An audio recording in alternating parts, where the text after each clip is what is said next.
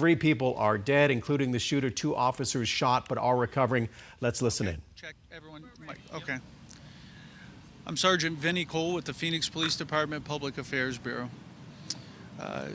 Last night, just after 8:30 p.m., Phoenix police were called to the area of about 2600 West Deer Valley about a man firing a weapon.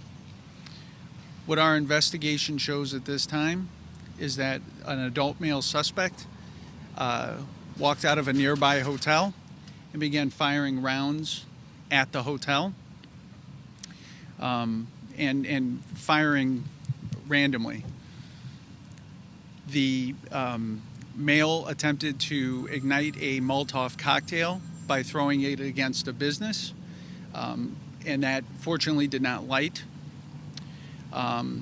A vehicle pulled into the parking lot of a local business, and the man began firing at it, resulting in the deaths of 2 of its occupants, an adult male and an adult female.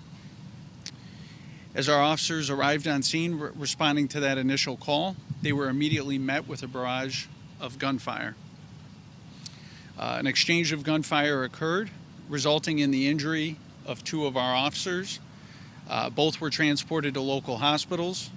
One remains hospitalized, the other has since been released, and they are both expected to survive their injuries. As a result of this, 3 of our community members also sustained injuries. All 3 have been treated and also have been released from the hospital.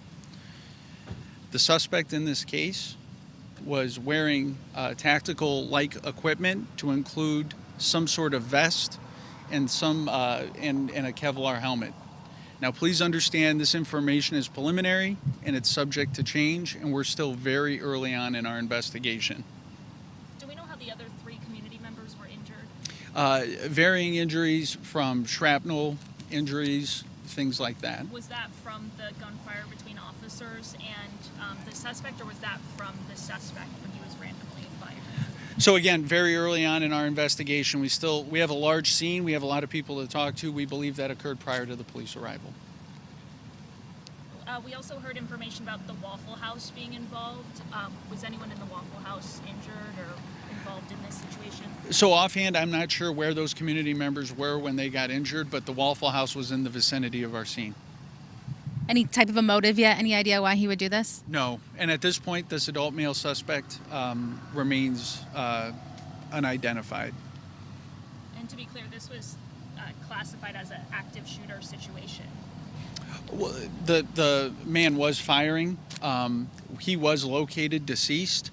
We're still working to figure out exactly what caused the death. Do you know if the vest at all offered any ballistic protection?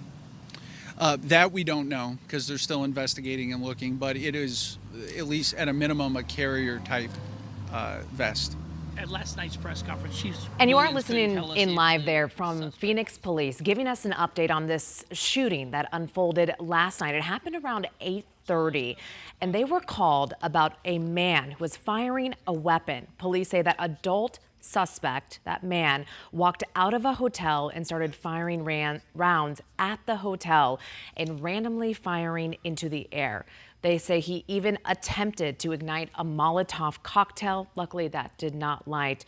And a vehicle pulled into the parking lot. They say when that man that was firing walked out of that area, and when police arrived, he started shooting at them as well. We know 2 civilians, 2 other people were killed during this, and that alleged shooter is also dead. This morning, we also know that 2 police officers were shot and injured. 1 remains in the hospital. Police telling us just now, Sergeant Vinnie Cole, moments ago with Phoenix Police, that man was wearing tactical equipment, including what looks like a bulletproof vest, and that man is still unidentified, but has been killed. So this is a situation we will continue to follow. Team 12's Jen Wall is live. We'll have another report coming up in a matter of minutes. I think important to note, too, that that area is still shut down, so it can truly impact your morning commute if you do use that area near I-17 and Deer Valley Road. Again, this happened near 26th Avenue and Deer Valley Road. So a huge investigation still going on there this morning that will likely impact your commute. Stay with us. We will be right back.